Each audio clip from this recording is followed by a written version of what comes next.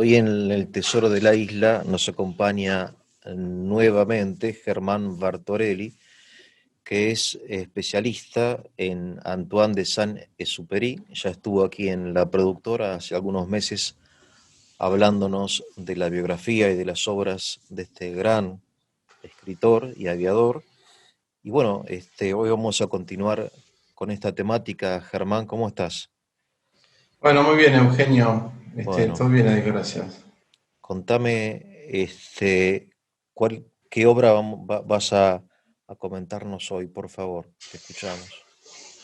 Bueno, un poco lo que estuvimos viendo la otra vez fue una recorrida por toda la vida de Saint-Exupéry, ir Sí, conociendo las distintas etapas de su vida, uno va conociendo al autor en profundidad y va encontrando muchas lecciones de vida, ¿no? Para ir profundizando. sí, Entonces, un poco no sé si es por este periodo que estamos todos con más tiempo para leer o pensar o meditar. Yo estuve buscando unas cartas que él escribió en los últimos años de su vida. No es que él sabía que eran sus últimos años, pero claro. el tiempo lo llevó así. Y un poco porque yo me quería meter en ver cómo fue la época de la vida de Saint-Exupéry, en la cual él nos regala su libro más conocido, que es El Principito, ¿no?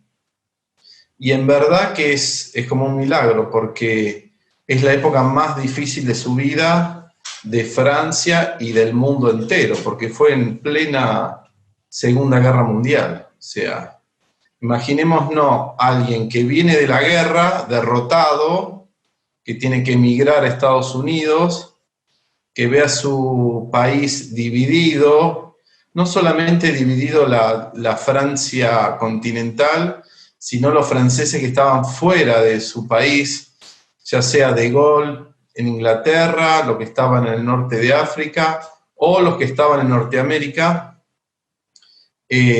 Y en medio de toda esa situación, y él después va a volver a reincorporarse en la Segunda Guerra Mundial, y ahí es donde muere, ¿no? En la misión de vuelo de reconocimiento. Y en medio de toda esa situación, él, con esperanza, buscando la unión de los franceses, buscando la recuperación de Francia, buscando un poco como la oración por los franceses cautivos de los alemanes en Francia, buscando la participación de Estados Unidos en la Segunda Guerra Mundial, que entre otros aportes se logra finalmente, y en medio de todo eso nos regala El Principito. Pero a la vez nos regala otras cartas, ¿no? Que no digo que es difícil encontrarlas, pero no están en todos lados, ¿sí? Lo que yo te propongo que empecemos con la primera. Las tres cartas son básicamente cuando él, vamos a hacer una ubicación histórica, ¿no? Alemania ocupa Polonia en septiembre de 1939, 1 de septiembre. Automáticamente y por una alianza política militar con Inglaterra y Francia declaran la guerra a Alemania. ¿Sí? Pero es una guerra que recién comienza seriamente al año siguiente. Claro, Entonces, pero en septiembre del 39 ya es como todas las etapas de una guerra, la movilización, se dice, se claro. convoca a los ciudadanos, se movilizan las tropas, salen de los cuarteles que uno ve, digamos, en nuestros barrios, vemos un cuartel, bueno, cuando hay una movilización, vamos a notar más movimiento, se convoca gente y esa unidad es desplazada al terreno, ¿no? Bueno, entonces empieza toda esa movilización y Saint-Exupéry, que era oficial de reserva con el grado de capitán, es convocado y integra el escuadrón, el segundo del 33 de reconocimiento aéreo. Entonces, ahí es donde empieza esta etapa que él ya, recordemos cuando él era corresponsal y visitaba otros países como periodista y visitó Alemania, él ya descubrió el potencial industrial, militar alemán y cómo había un peligro cierto. Entonces, bueno, cuando estalla esta Segunda Guerra Mundial, en el 39, él es convocado y se incorpora como aviador militar en una unidad de reconocimiento. Y en esa unidad empiezan, si bien por ahí en tierra hubo un pequeño avance alemán, que después francés sobre Alemania, que después tuvo que volver para atrás porque no perdió fuerza, en el aire se dan esos duelos de reconocimiento, aviones abatidos. Entonces ahí es donde empieza a sentir, y él en su libro Piloto de Guerra, que narra esta etapa, fines del 39 y comienzo del 40, ve cómo la pérdida de los equipos, de los hombres, de los aviones en estas misiones, ¿sí? Que después vamos a volver porque este es un hecho histórico que siempre repercute en algún periodista que va a hablar de esa época, Claro. o alguien que quiere criticar a Francia por su supuesta falta de esfuerzo en la Segunda Guerra Mundial. Bueno, y esto ya lo estaba viendo Saint-Exupéry en el 39, y lo deja en el libro. Entonces, él dice, como que se considera a Francia que tiene que hacer su esfuerzo, y bueno, y él narra miles de muertos franceses en ese intento, esa resistencia ante el avance alemán. Avance que se va a dar en mayo de 1940. Ahí es donde Alemania finalmente invade Francia, invade Bélgica, Luxemburgo y Holanda, que es la famosa ofensiva a las Ardenas, ¿sí? Donde Francia había reforzado una línea de defensa, que era la línea Maginot, había quedado como en un concepto antiguo de la guerra.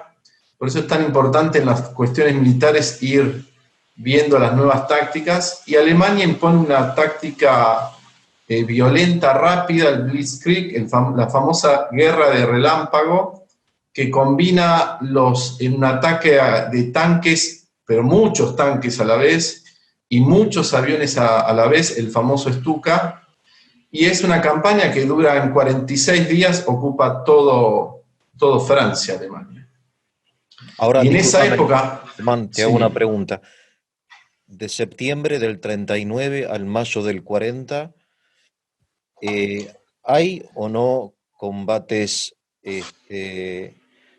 terrestres o son solamente aéreos?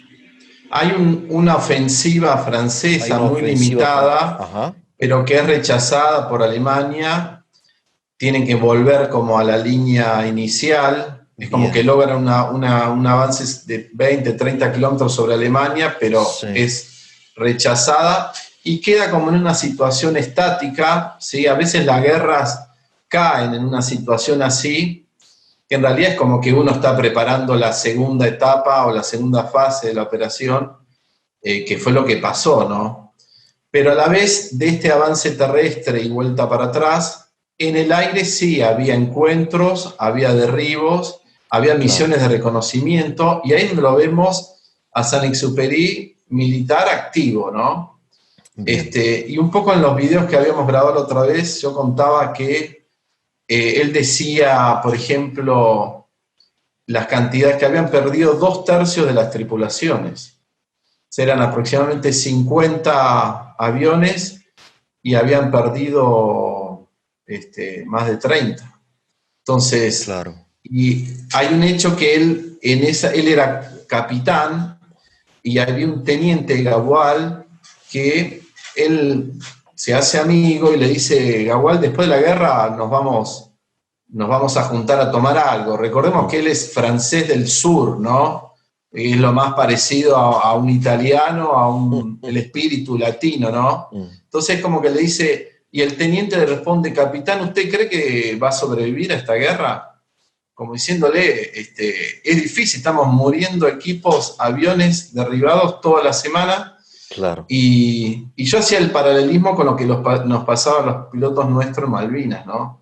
Que hay un teniente que dice que le pregunta al capitán Carballo, que era conocido actualmente entonces le pregunta, el señor le dice, no va a sobrevivir nadie a esta guerra. Y Carballo, que era capitán, jefe de la escuadrilla, muy convencido, muy seguro y sin mentir, le dice, eso es totalmente imposible.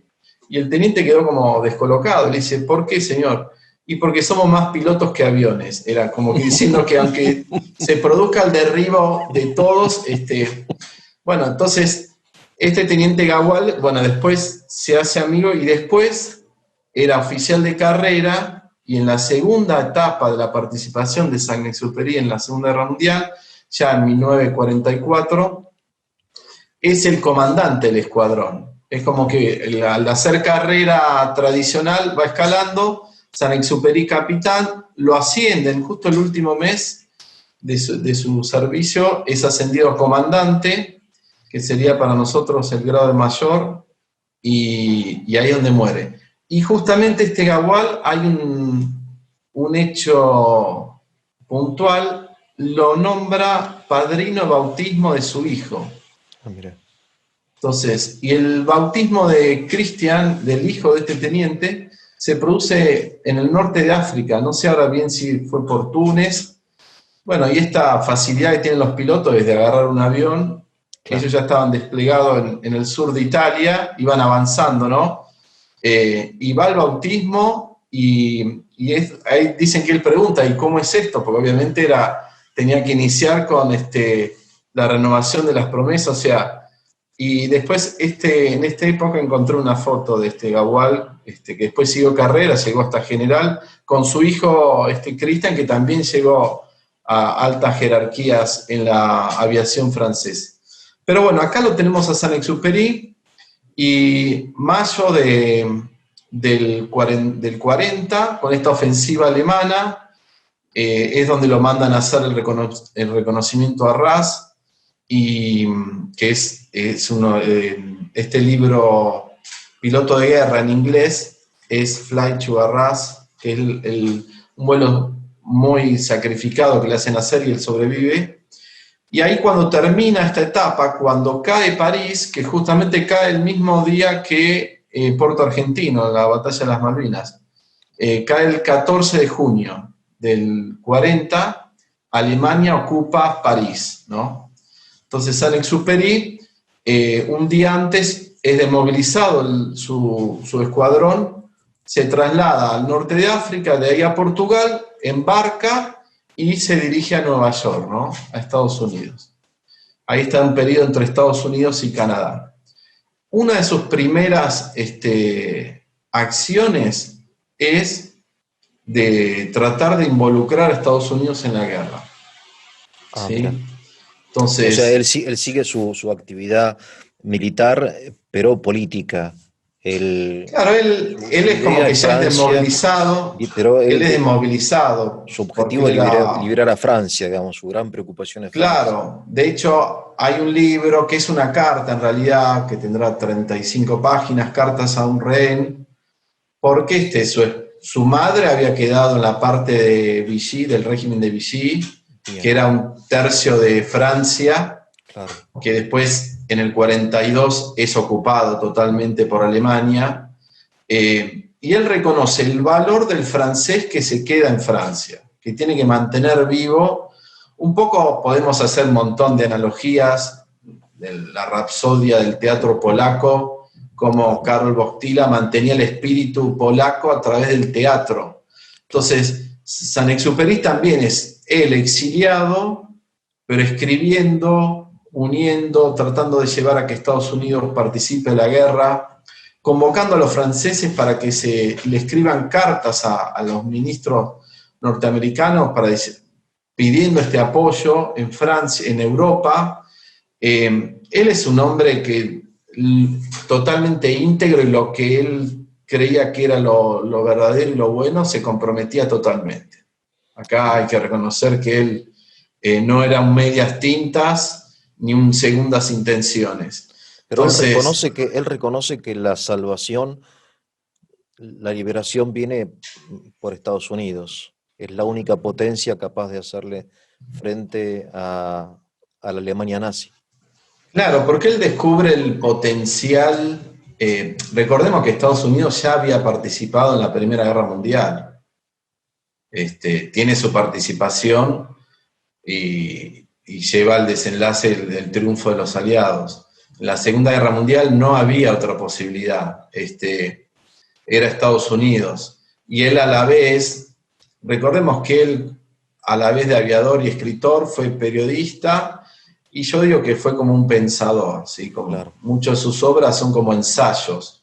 Claro. Entonces, él descubre el potencial industrial de Estados Unidos. Es algo que lo sorprende. Claro. Y un poco, dentro de toda su observación, ve la parte negativa. Dice como que Estados Unidos es capaz de fabricar 100 pianos, pero no crear un Mozart. Como diciendo, esa parte artística le falta. O él, en otra carta, que después podemos hacer otra entrevista, critica esa futura sociedad robótica, dice. Mirá. Estamos Profético. en 1942, ¿sí? Cuando escribe esa otra carta. Claro. Cómo el automatismo y todos ocupando su rol y todos iban a romper los lazos humanos, que era lo que él se sentía llamado. Él fue un gran predicador de los lazos entre los hombres, ¿no? La amistad, la camaradería, que es esa amistad que se establece entre hombres que ocupan un oficio, un trabajo, con una misión y que impone sacrificio, ¿no? Todos los que hagan, yo tengo un amigo que fue bombero y él habla de los bomberos. Claro. Hay un accidente, un bombero, el que hubo en Puerto Madryn, ¿no?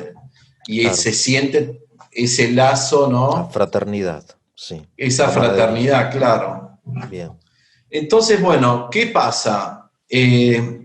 Todo lo que... Yo por eso digo, a veces lo enseño, ¿no? Cuando le hablo en la escuela de guerra, como algunas cuestiones hay que manifestarlas o dar la opinión, aunque no se lleven a cabo, porque a veces quedan en el aire. Después se da la circunstancia propicia y alguien dice, pero ¿se acuerdan que fulano habló de esto, tal cosa? Y ayuda a que eso se lleve a cabo. Claro. Entonces, eso fue lo que pasó con Saint-Exupéry. Él predicaba, él hablaba, él tenía notas periodísticas, salía en el diario, hablaba en la radio, y el 7 de diciembre de 1941 se produce el ataque japonés a Pearl Harbor. Claro.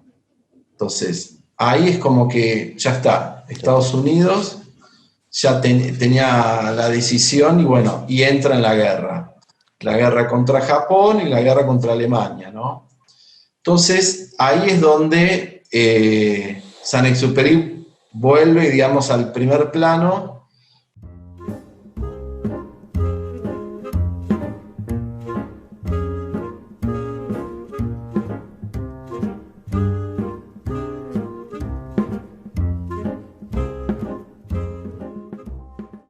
Y él, al ser un hombre ya reconocido en el ambiente literario y periodístico, una periodista norteamericana lo invita a dirigirle unas palabras a un contingente de ciudadanos norteamericanos que iban a dirigirse a la Segunda Guerra Mundial, ¿no? O sea, tremendo momento para estos, vamos a decir, granjeros, porque como vemos en las películas, muchos eran de Ohio, de estas localidades, y se incorporan, son movilizados, para usar de nuevo el término, y él le dirige unas palabras a estos jóvenes, ¿no? Entonces, ahí está la carta esta que encontré, está fechada en Nueva York, diciembre de 1941. Entonces, acá nombra Dorothy Thompson, dice, me pidió que les dirigiera algunas palabras y me puse muy feliz. No tengo la impresión aquí de ser un autor que habla a un público en abstracto. Me parece simplemente estar sentado entre ustedes, que son jóvenes de buena voluntad, como un camarada más, y hablarles sobre uno de los problemas que nos preocupa. Y sobre todo les hablo aquí como me gustaría hablarles a los de mi país. Entonces, ahora voy a mechar algunas palabras mías con citas textuales de la carta, ¿no? Perfecto. Entonces, fíjense que él acá, Saint-Exupéry habla del problema de la guerra, reconoce y lo tiene siempre presente los de su país, y les habla como de un soldado a un soldado, ¿sí? Entonces, y él les narra lo que está viviendo Francia. Él dice Saint-Exupéry: ellos están lejos, sean mis amigos. Ustedes están en guerra, ustedes son jóvenes. Ustedes se preparan para trabajar y combatir por vuestro país. Pero se trata, ustedes lo saben, de algo más que de la suerte de vuestro país. Y acá es donde sale del plano eminentemente táctico de la guerra y empieza a hablar de valores más altos. Esto es lo que siempre hace Saint-Exupéry, ¿no? Cuando el Principito entraba en un diálogo con el bebedor, y ahí nomás, de ese diálogo sencillo, saltaba algo a un mensaje más alto. Por eso es tan clásico, ¿no? Entonces les diría, dice, si ustedes solo fueran soldados, yo les hablaría como a soldados. Les diría, dejen de costado todos sus problemas porque hay uno solo, el de las armas. Pero ustedes son jóvenes y vuestra responsabilidad es mayor que la de los soldados. Es doble. Ustedes se preparan para combatir por la libertad, pero esa libertad ustedes tienen también que aclararla y construirla. O sea, acá lo saca porque uno que obviamente es militar y sabe el sentido de las armas del militar, que lo tiene en la cabeza por ahí el 100% cuando es joven. Ahora, cuando uno crece en la carrera militar o va profundizando, ve que el tema de las armas es lo primero y más básico, pero después hay temas mucho más superiores. Y acá es donde Saint-Exupéry, ya en el primer encuentro, lo saca de ese plano eminentemente material u objetivo y lo lleva a algo superior. Y les dice, esa libertad que ustedes tienen también que aclararla y construirla. Claro, ¿sí? Claro. Entonces les dice, y le va planteando cuestiones. Yo me imagino que esta carta es como para ir analizándola toda. Dice, las palabras se desgastan entre los hombres y pierden su sentido. La libertad no es un problema que pueda separarse de los otros, ya que para que un hombre sea libre es necesario que antes sea un hombre. Entonces, él siempre salta como otras citas, ¿no?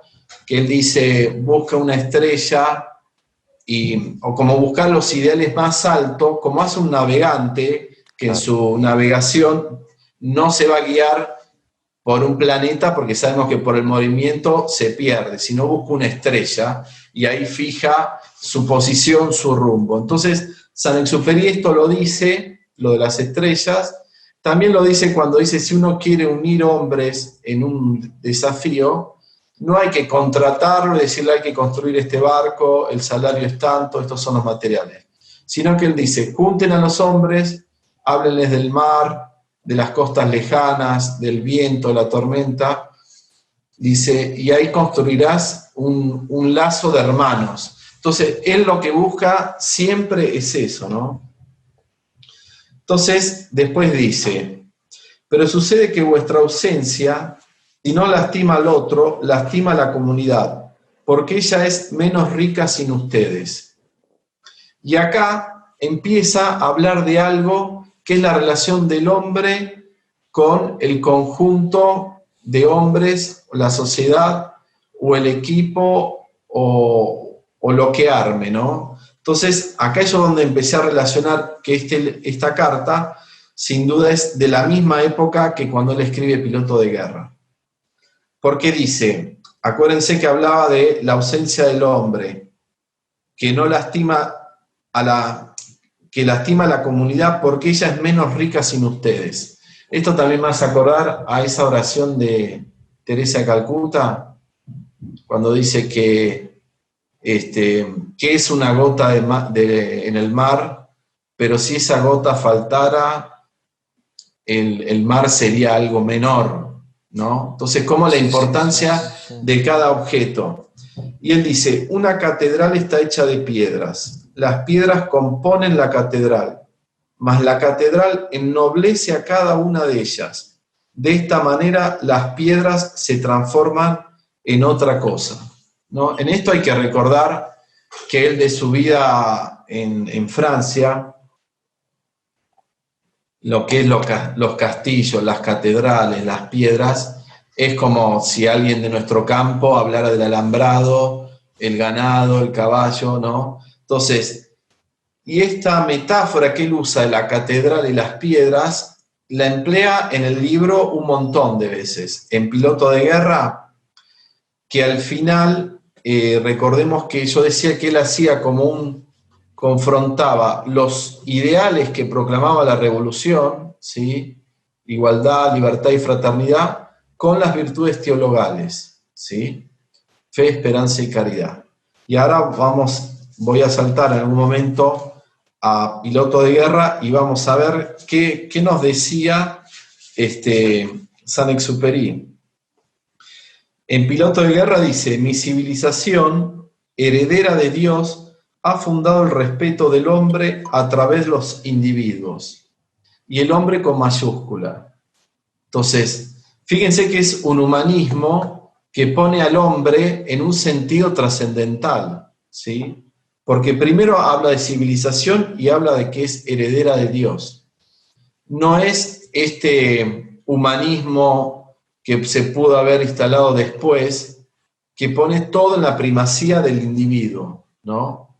Y en esto siempre me acuerdo una cita de, por ejemplo, cuando el ejemplo de hombre, alguien que hacía una meditación sobre el Ecce Homo, ¿no? Que como Pilatos, al marcar a Cristo todo llagado, todo escupido, diciendo, ahí tienen al hombre, es como que nos deja, él no sabía, pero nos estaba diciendo cuál es el arquetipo de hombre, ¿no? Y lo dice Saint-Exupéry acá, no directamente con la imagen de Cristo, pero sí con algo que ahora vamos a leer. Entonces, lo que dice Saint-Exupéry en Piloto de Guerra, dice: comprendo el origen de la fraternidad entre los hombres. Los hombres eran hermanos en Dios, ¿sí? Entonces, fíjense cómo él constantemente va recordando esta relación entre hombre, civilización, y todo desde una herencia de la civilización cristiana.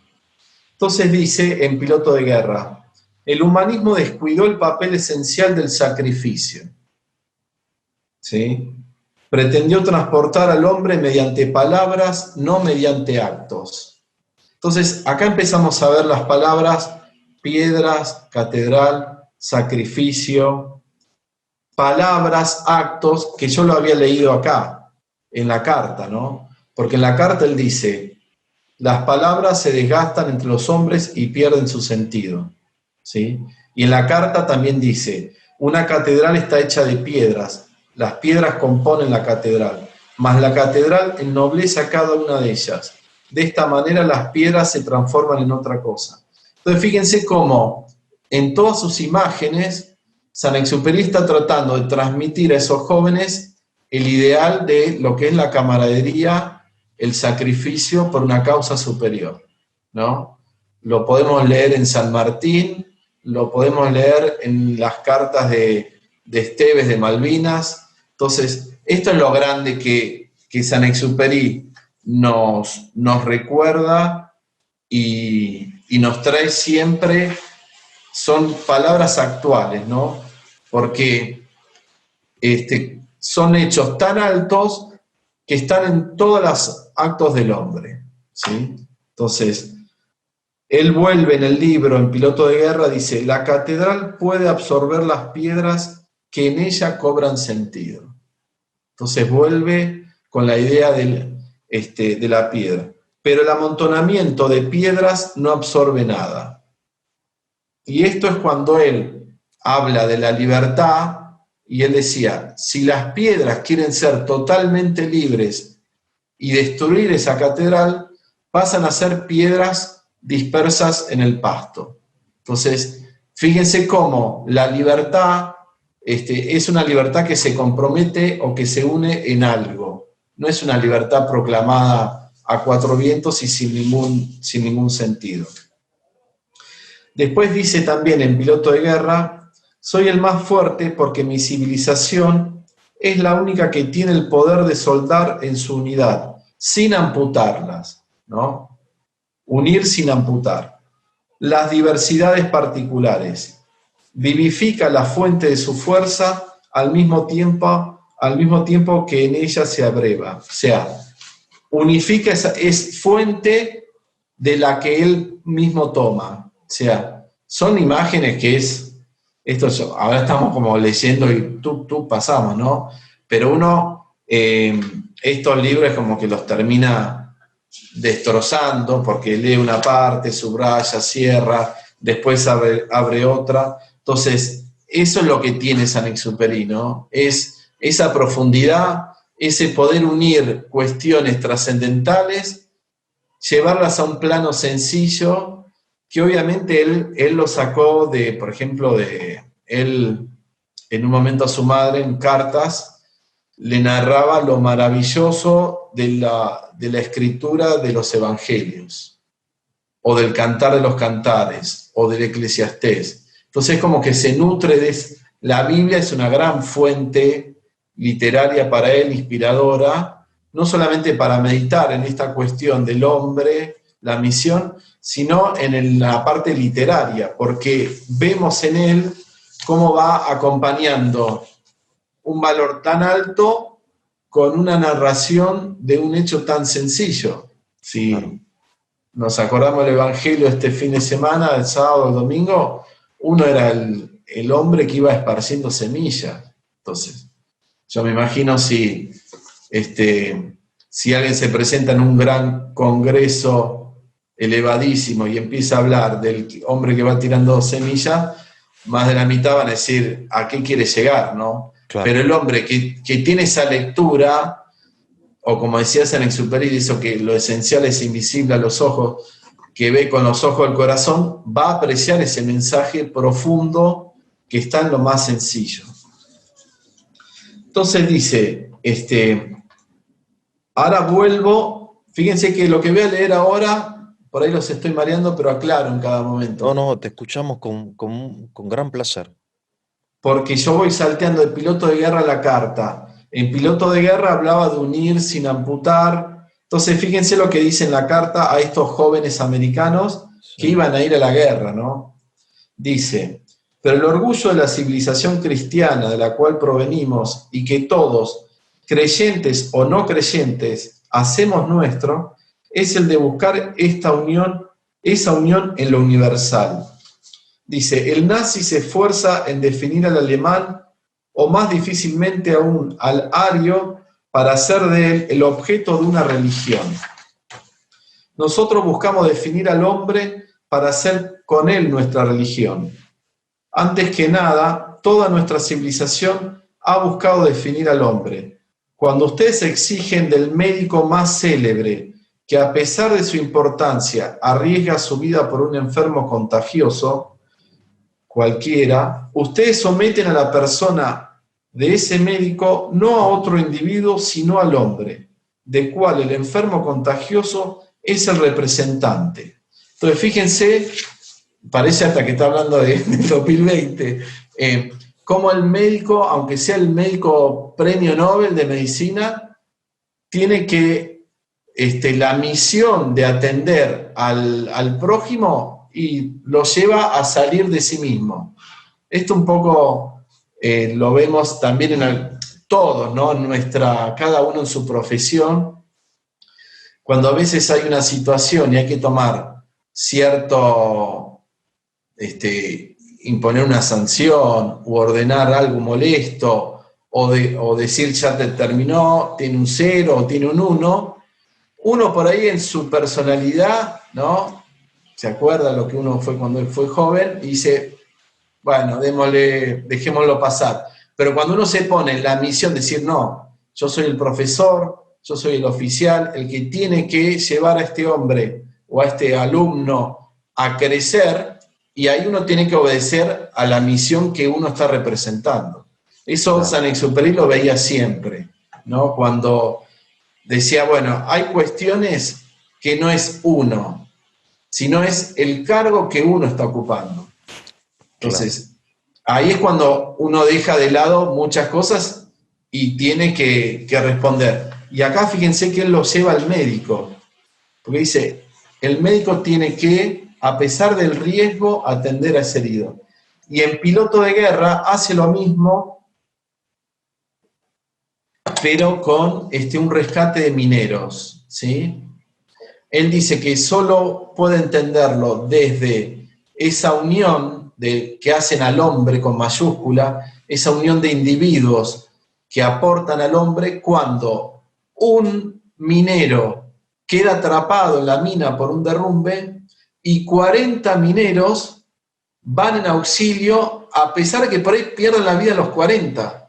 Entonces, Claro, matemáticamente es una ecuación que no da, ¿sí? claro, Pero si uno lo ve como lo ve Saint-Exupéry, del individuo y el hombre o la civilización, de esa misión y del sacrificio, el sentido de sacrificio que él lo nombra, y claro. ahí uno entiende, ¿no? Porque, a ver Entonces, si entiendo, Germán, ese enfermo sí, por el cual el médico se sacrifica, en ese enfermo está el hombre. Ese enfermo claro, es el que representa en ese momento al hombre. claro, Y entonces él dice que el nazismo, porque él habla del nazismo, vos mencionaste, claro, claro. como opuesto a la civilización cristiana, entiendo yo, ¿no? Claro, lo que hace el nazismo, que dice a él, Es un busca culto del hombre, crear una dice, de religión, y una lo pone raza, con minúscula, con claro, minúscula, donde la raza aria, por ahí uno lo leyó y la raza, la raza aria lo pone hacia arriba, claro, entonces es- pone como al individuo por sobre el hombre, ¿no? El claro, hombre con mayúscula. Porque él, en un momento del libro de Piloto de Guerra, dice, ¿dónde ha quedado esa idea nuestra de que el hombre es imagen y semejanza de Dios?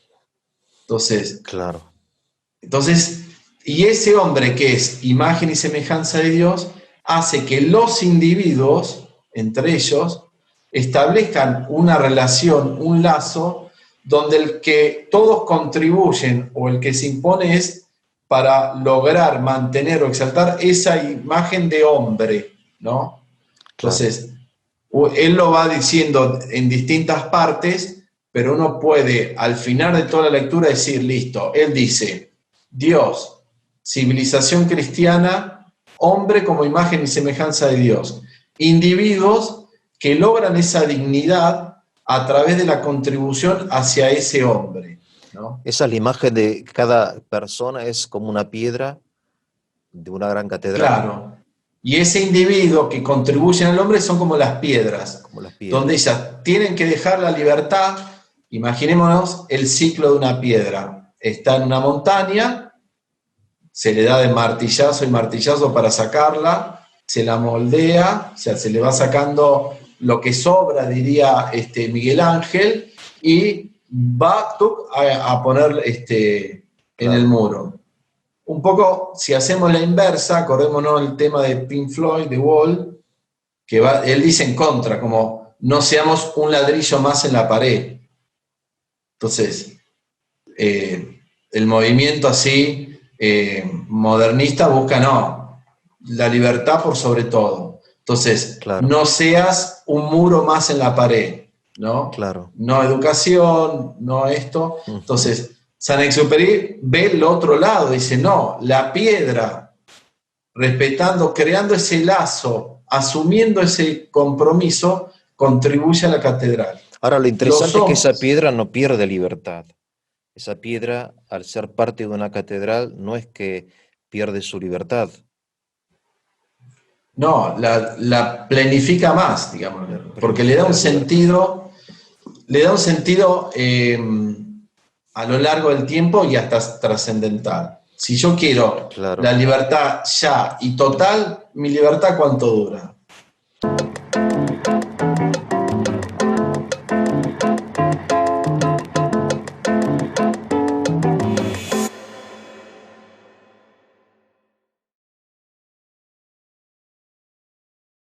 Él era todo menos una piedra de catedral. Me refiero que fue un original.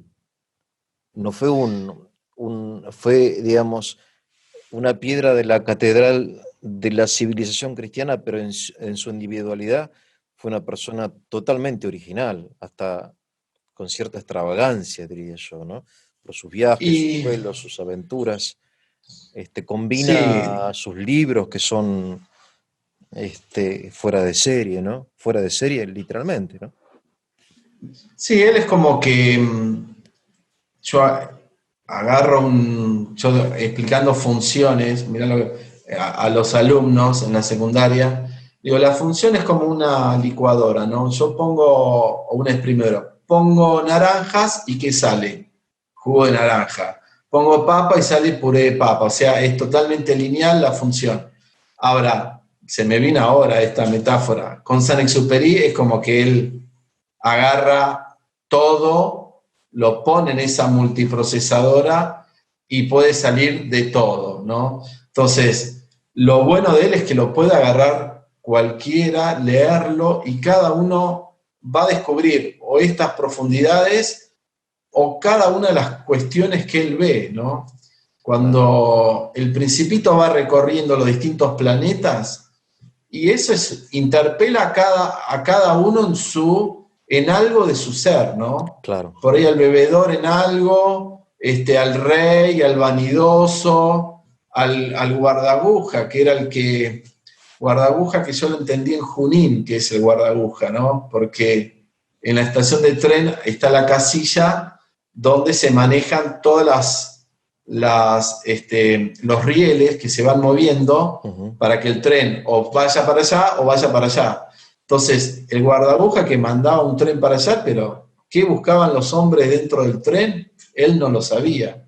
Entonces, Claro. eh, eso es lo que es Saint-Exupéry. Es como alguien que vivió mucho, muchas experiencias y todo lo iba escribiendo, pensando, analizando.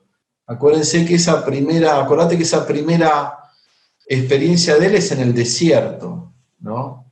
Entonces, uno cuando ve, por ejemplo, Cristo antes de salir a predicar fue al desierto, fue a buscar esa profundidad en el silencio y en la soledad.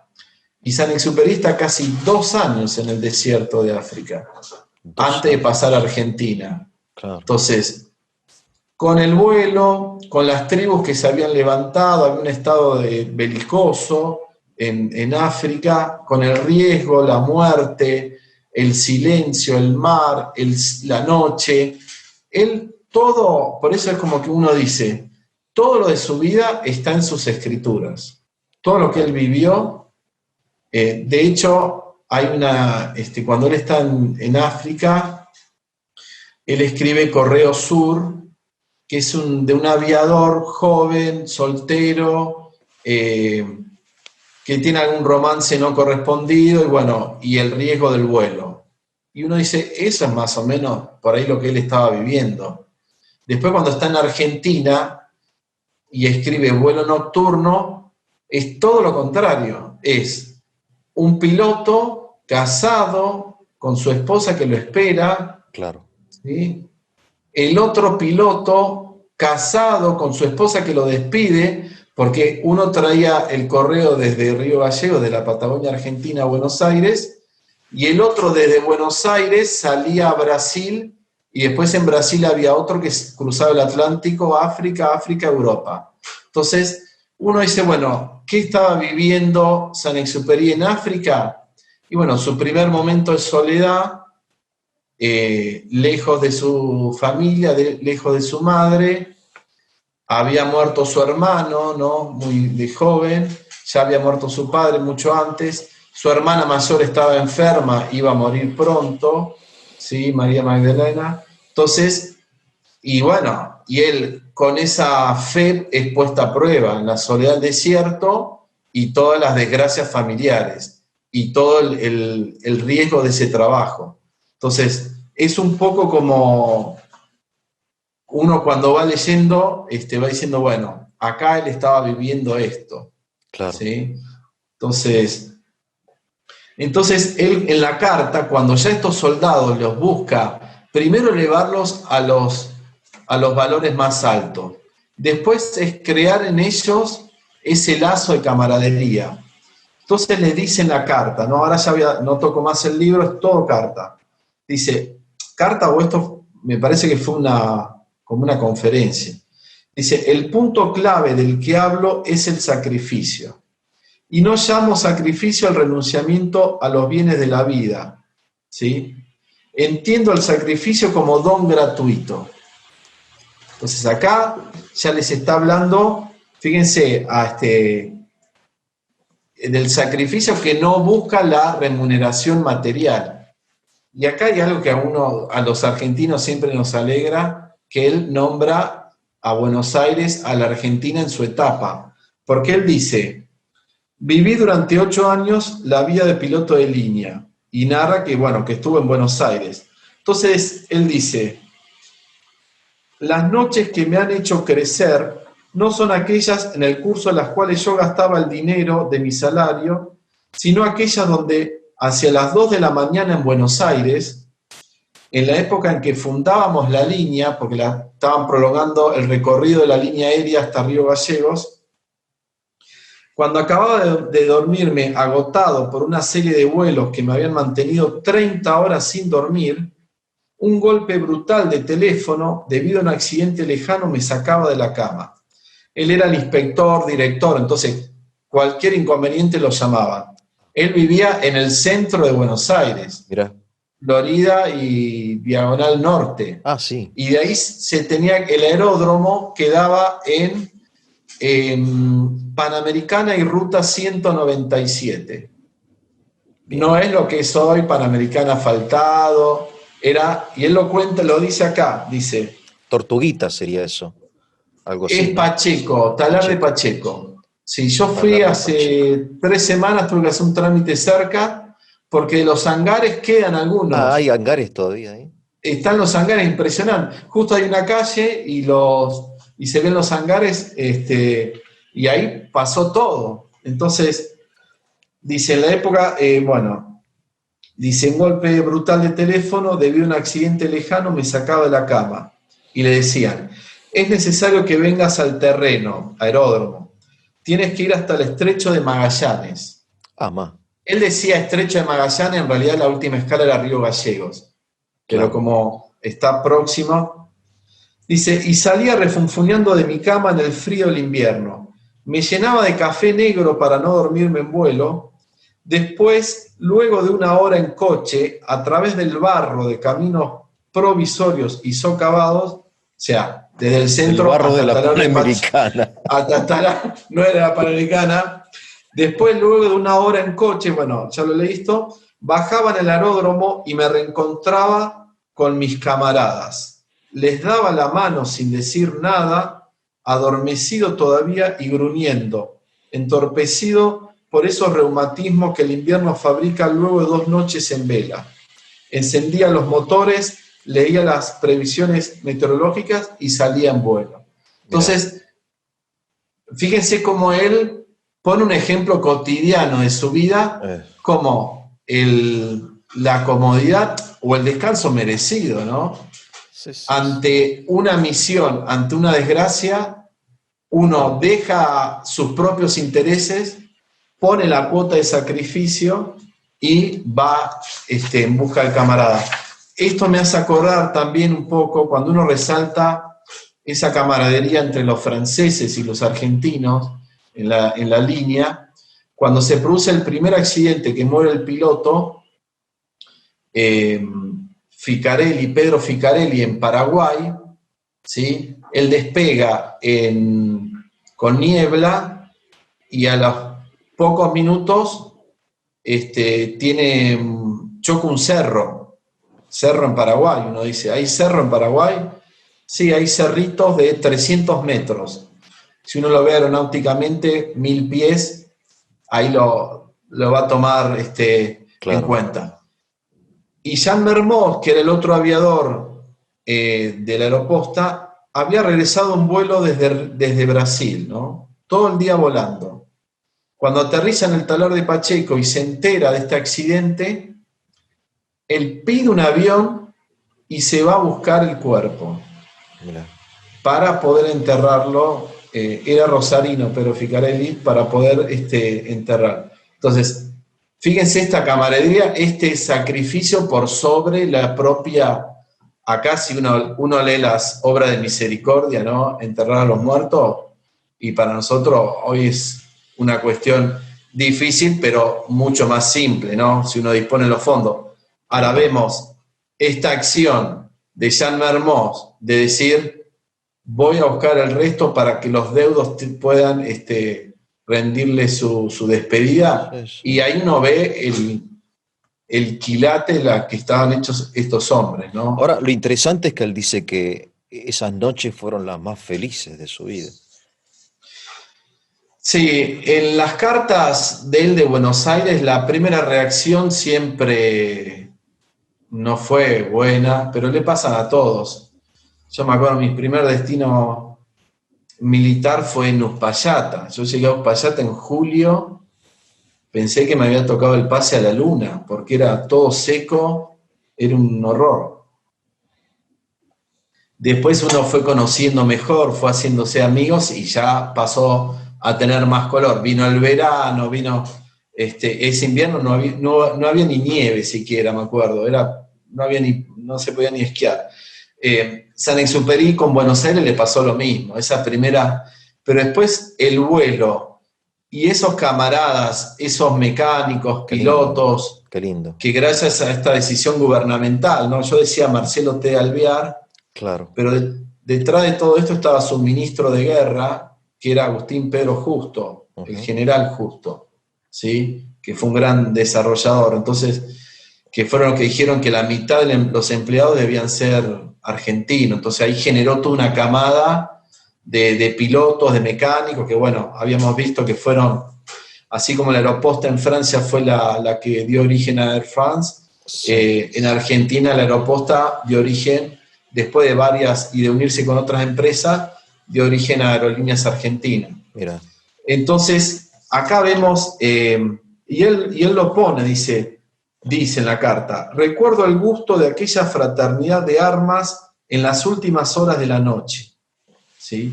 Aquellas manos apretadas, refunfuñando, y reconozco con sorpresa que ellas dejaron en mí el potente trazo de un recuerdo de amor. O sea, él habla de la camaradería, sigue con el relato del aeródromo en Talar de Pacheco teniendo que irse al sur.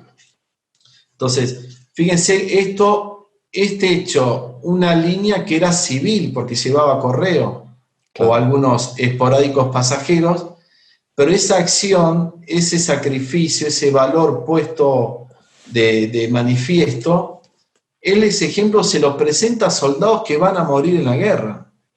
Pues Claro. convengamos que muchos de esos que él le habló, seguramente al año ya estaban muertos. Sí, claro, Entonces, obviamente, ¿no?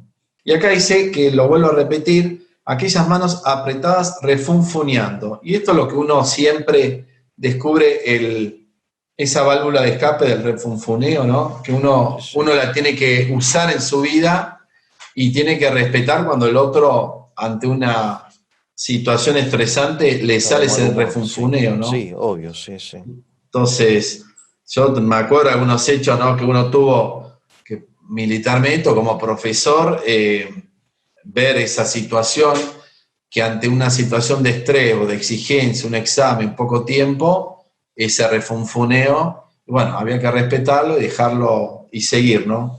Entonces, y él dice diciendo en la carta, las búsquedas de los camaradas perdidos, los auxilios en disidencia, estos eran los auxilios que ellos prestaban en África cuando caía un avión y tenían que ir a buscarlo antes de que los encontraran las tribus del África, porque o los mataban o los secuestraban y pedían rescate en dinero, ¿no?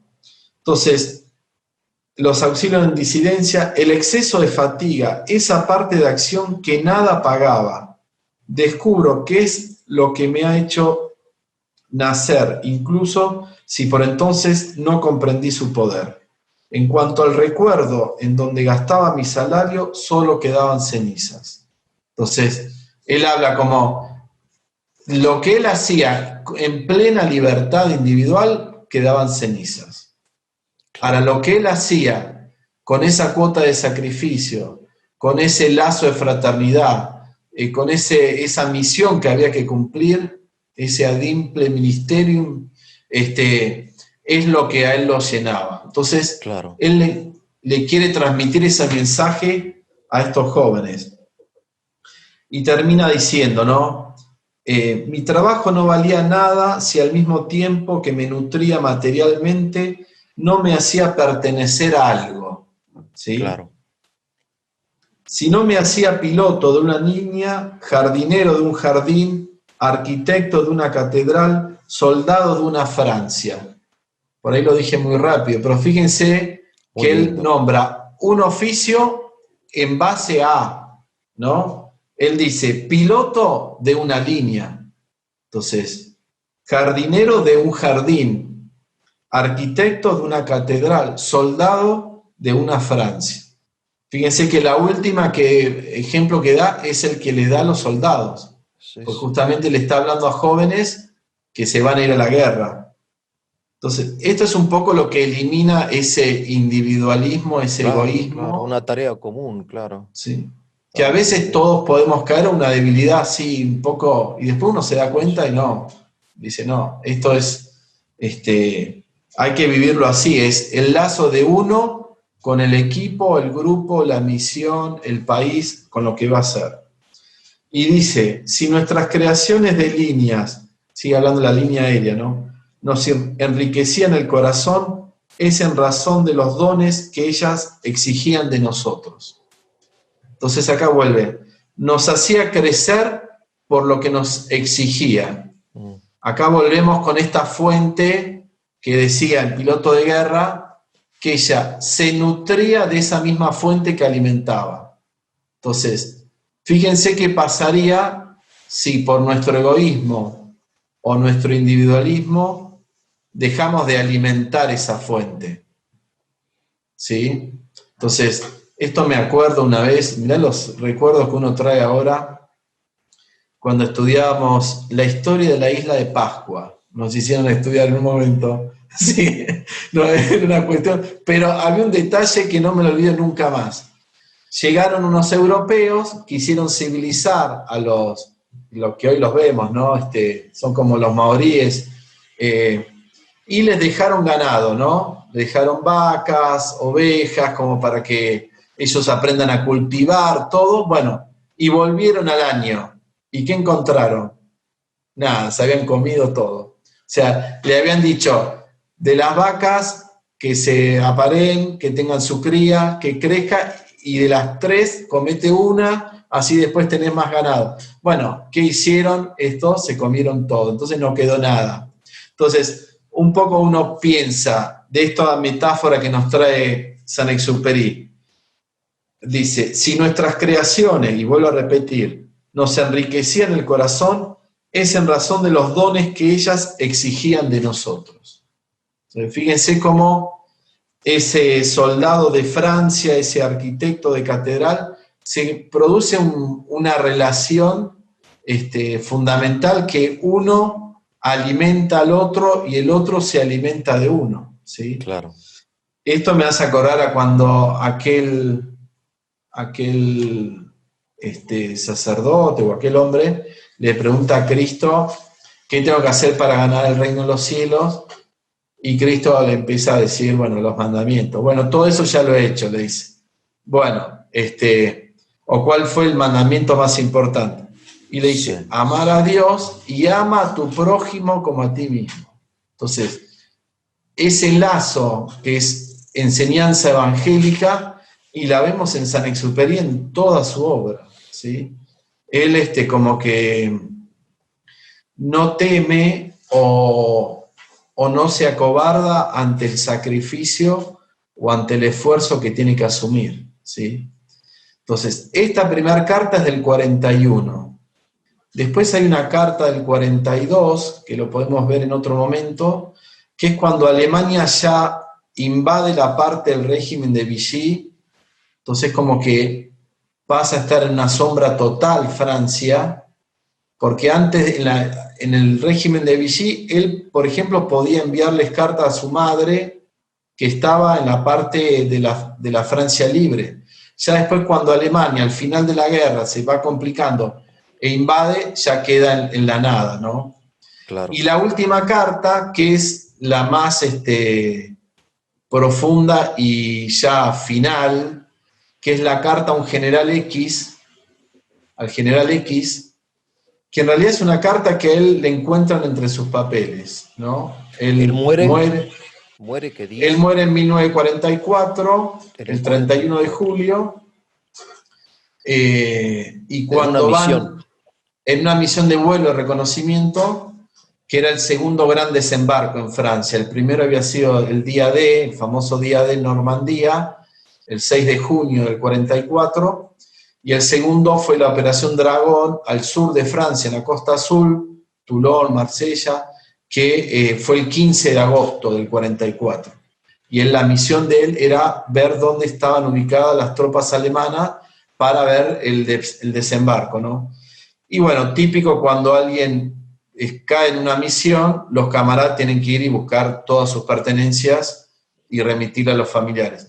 Y ahí encuentran esta otra carta que no tenía, porque él a veces muchas cartas no ponía ni la fecha ni el lugar, y a veces ni a quién dirigida.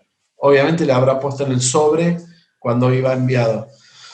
Pero el general Giraud, que era el encargado de la parte de propaganda de las fuerzas francesas, dice, por cómo la escribió y los términos que empleó, era dirigida a mí. Ajá. Y recordemos que el encargado de propaganda es una de las misiones no bélicas, pero fundamentales, porque es todo lo que busca la relación entre las operaciones militares y las poblaciones civiles, los industriales, el ferrocarrilero, todo para llevar todo a un ambiente favorable, porque necesito esto, porque necesito que se levante la moral para tener voluntarios para incorporarse a la fuerza, porque necesito debilitar al otro, ¿sí? Entonces, en esa carta es fundamental que él habla, y vamos a dejarlo así picando, hasta del comunismo. Hasta del comunismo. Bien, bien. Porque Entonces, él, no, perdón, sí, no te quería interrumpir, perdón. para terminar, él como un pensador, que es como, no solamente ve el problema actual, ve las raíces que llevaron a esa situación y ve o van pensando sobre lo que va a venir después. Entonces, en esa famosa carta al general X, él dice, ¿qué le diremos a los hombres de mañana? Y ahí abre una gran incertidumbre, como que él veía que la guerra iba a terminar, que los aliados iban a ganar, que Alemania iba a ser vencida, pero ¿y después qué iba a venir? Claro. Si ahora Aparte, agarramos la los resistencia diarios. francesa estaba llena de comunistas. Pero él como lo que tiene Saint-Exupéry, que yo digo que es como una magia, porque él observa algo, lo trata, pero directamente no lo condena. Pero uno, o sea, es como que esto me hace acordar mucho, un ejemplo me viene ahora, cuando San Martín va a Perú, en la campaña libertadora, él no entra en Lima, él se queda afuera. Y dice, no, que los peruanos mismos tomen las armas, se levanten y declaren la independencia. Él no quería imponer, porque él quería el compromiso del otro. Entonces, Saint-Exupéry mucho me hace acordar a esto, cuando él te plantea un caso, te lo analiza y no emite el juicio. Algunas cuestiones sí, pero otras lo deja. Entonces, él habla como de un comunismo que se va a dividir en 30 partes distintas. Entonces, y si uno ve, digamos, ahora las cuestiones, todas las ramificaciones, todos los problemas actuales, todas las manifestaciones, todos los reclamos, y es un abanico un poquito más de 30, creo que hasta se quedó corto por ahí. Pero bueno, esa la yo creo dejamos que para hasta acá. después. Sí, la dejamos para después. Bueno. Pero bueno, yo lo que quería rescatar, y bueno, te agradezco que vos hayas aceptado, es como que además de esas primeras tandas que hicimos, que fue recorrer un poco su vida para ir nutriéndonos de sus escenas de su vida e ir entendiéndolo mejor, volver ahora más en los últimos años de su vida, ¿no? Recordemos que en el 41 escribe esta carta, en el 40 es derrotado y emigra, en el 41 escribe esta carta, en el 42 está la otra carta que llama a la unión de los franceses para recuperar Francia. En el 43 ya escribe El Principito y en el 44 muere. O sea, es muy... Y en esa última carta, lo último que me acuerdo que quería decir, al general X, que tiene tanta tensión y tanta preocupación, que a mí me hace acordar un poco, aquellos que se acuerden un poco las lecturas de Semana Santa, cuando Cristo, esa última semana entre el domingo de Ramos y el jueves del inicio de la Pasión, y ahí es como que Cristo ya está, habla directo, de frente, pocas parábolas y muchas, porque él sabe que es su última semana de predicación, ¿sí? Entonces, en Saint-Exupéry uno ve eso, ven esas cartas en ese piloto de guerra, en ese Ciudadela, en las cartas que después fue titulada como Al General X, y él deja su mensaje final, que no es lo más conocido, ¿sí? Lo más conocido es El Principito. Pero si uno va a profundizar y quiere traer otras enseñanzas de Saint-Exupéry, y va a descubrir ahí que este hombre fue un gran pensador, ¿no? Más allá de todo lo que conocemos hoy. Bueno, muchas gracias, Eugenio. A vos, Germán. Te mando un abrazo y seguimos, ¿eh? Bueno, que estén bien. Gracias a todos y saludos a todos. Chao.